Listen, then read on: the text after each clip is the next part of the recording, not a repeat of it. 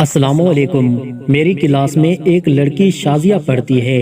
वो एक free period में मेरे पास आई और कहने लगी, मैम मुझे आपके 2 मिनट मिल सकते हैं? तो मैंने कहा क्यों नहीं, बोले आप क्या कहना चाहती हैं? मैं समझी कि कोई तालीमी मदद लेनी होगी। अक्सर लड़कियां फ्री पीरियड में ऐसे आ जाती हैं। तो उसने कहा, मैम आप अपने पुराने कपड़े किसको देती हैं? मैं उसकी बात से हैरान रह गई कि ये कैसा सवाल है। मैंने पूछा कि आप क्यों पूछ रही हैं? तो उसने बताया कि मैम मैं बहुत गरीब घराने से हूँ। मेरे साथ पढ़ने वाली लड़कियाँ बहुत ज्यादा अमीर हैं और वो रोज मेरे पुराने कपड़ों का मजाक उड़ाती हैं। मैं अपने घर से तालीम का खर्चा बहुत मुश्किल से ले रही हूँ। नए कपड़े कहाँ से लूँ? आपकी जल्दी शादी होने वाली है, आपने पुराने कपड़े किसी को तो देने हैं, मुझे दे दें। उसकी बात सुनकर पहली बार मैंने उसके कपड़े देखे जो वाकई ही पुराने हो गए थे, लेकिन सलीके से इस्त्री करके पहने हुए थे। मुझे अफसोस से कहना पड़ता है कि हम किसी की जात पर बात करते हुए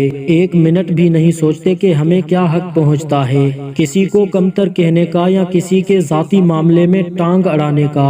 अगर कोई अमीर है और अल्लाह का दिया उसके पास सब कुछ है, तो क्या हमें हक मिल गया है कि हम जिसकी भी चाहें बेइज्जती कर दें? कोई खौफे खुदा नहीं। प्लीज इस बात पर सोचें। एक दिन हमने भी अल्लाह को मुंह दिखाना है, जब ये दुखी दिल अल्लाह को अपनी परेशानियां बताएंगे और रो रो कर कहेंगे कि ए अल्लाह तूने इन्हें दौलत दी थी और हमें नहीं, हमारा क्या कसूर था? तो आपको अल्लाह के अजाब से कोई नहीं बचा सकता।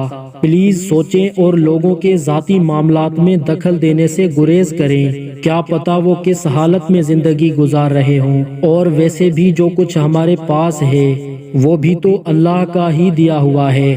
तो तकब्बर किस बात का? लोगों को इनके लिबास से नहीं, उनके इखलाक और किरदार से परखें। खुदा हाफिज।